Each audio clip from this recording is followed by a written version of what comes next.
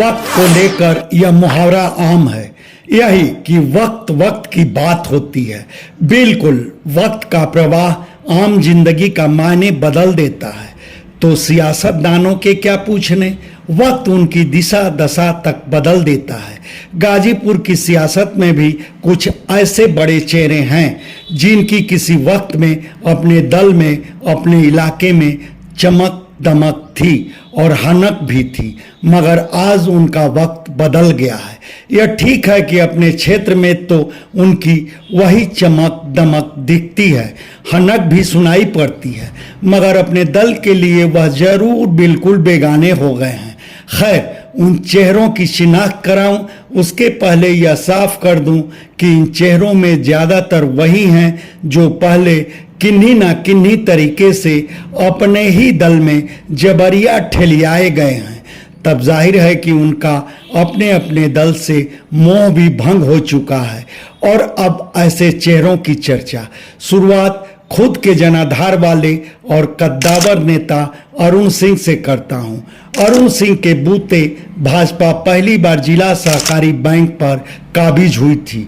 उसके बाद 2002 के विधानसभा चुनाव में भाजपा जमानिया विधानसभा सीट के लिए उन्हें टिकट दी।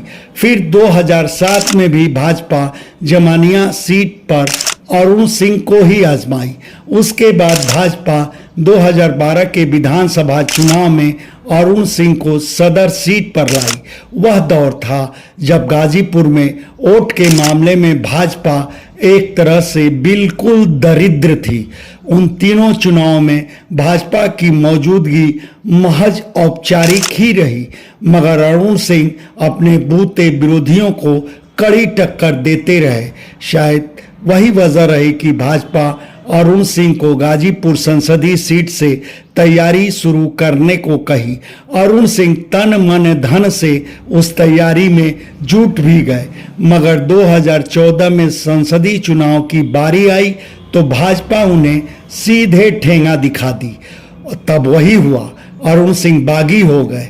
और अब चर्चा पूर्व सांसद राधे मोहन सिंह की।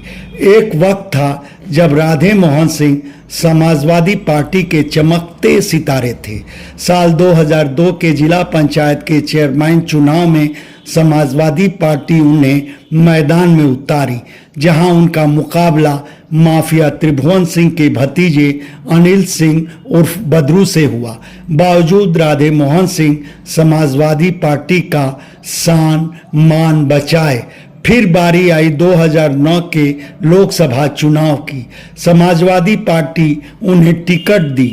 यहाँ उनकी भिड़ंत माफिया डॉन मुख्तार अंसारी के भाई अफजाल अंसारी से हुई।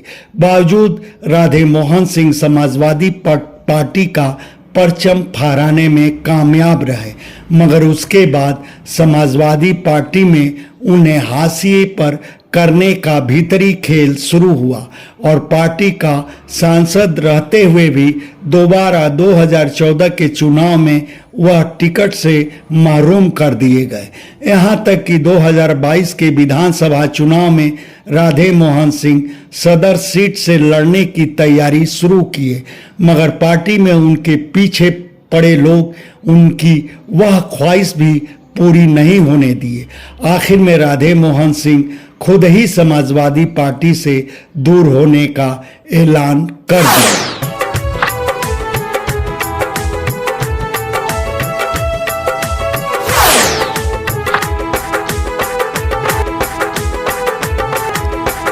और अब किस्सा डॉक्टर सानंद सिंह का। समाजवादी विचारधारा में शुरू से ही रचे पगे डॉक्टर सानंद सिंह को समाजवादी पार्टी 2012 में जहूराबाद विधानसभा सीट से टिकट दी, मगर पार्टी में ही खुद के विरुद्ध जबरदस्त घात बगावत के चलते वह जीत के करीब तक नहीं पहुंच पाए। उसके बाद 2016 में पार्टी उन्हें एमएलसी का चुनाव लड़ाई, मगर पार्टी के कुछ सौदागर नेता प्रतिद्वंदी से सौदा कर लिए। नतीजा, जीत के एकदम मुहाने पर पहुंचकर भी डॉक्टर सानंद सिंह पिछड़ गए। इसी तरह पंचायत की राजनीति में विजय यादव कभी समाजवादी पार्टी का बड़ा चेहरा थे। मरदह के ब्लॉक प्रमुख रहे। जिला पंचायत चेयरमैन के उपचुनाव में अपनी पत्नी आशा यादव को जितवाकर पार्टी की शान कायम रखे, मगर उसके बाद पार्टी के विघ्न संतोषियों की ओर से उनके पर कतरने की साजिशें शुरू हो गई।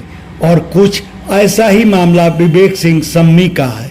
एक वक्त आया जब गाजीपुर नगर पालिका की राजनीति में सम्मी सिंह के बूते समाजवादी पार्टी की हनक धमक कायम हुई और इस बार चुनाव में चेयरमैन पद पर सम्मी सिंह की जीत लगभग पक्की मानी जा रही थी, मगर पार्टी में उभरा एक नया गोल उनका पत्ता गोल करवा दिया। उसका खामियाजा भी समाजवादी पार्टी भुगती। खैर, यह सारे हतभागी नेता जहां के तहां पड़े हैं, इन्हें लेकर एक शेर याद आया है। वक्त आता है, वक्त जाता है, वक्त को संभाल कर रखिए, वक्त बेवक्त काम आता है। शायद यह हतभागी नेता भी अपने वक्त को संभाल कर रखे हैं कि वह वक्त उनके लिए बेवक्त काम आए। वैसे अगले साल लोकसभा का चुनाव होना है और उस चुनाव में यह नेता किस भूमिका में होंगे, यह उसी वक्त साफ होगा। इन नेताओं की संभावित भूमिका को लेकर आप क्या कहेंगे, यह हमारे कमेंट बॉक्स में ज़रूर बताएं। धन्यवाद। आपसे आग्रह है कि हमारे चैनल को लाइक करें, शेयर करें, सब्सक्राइब करें और फेसबुक यूज़र हैं तो हमारे पेज को फॉलो करना ना भूलें।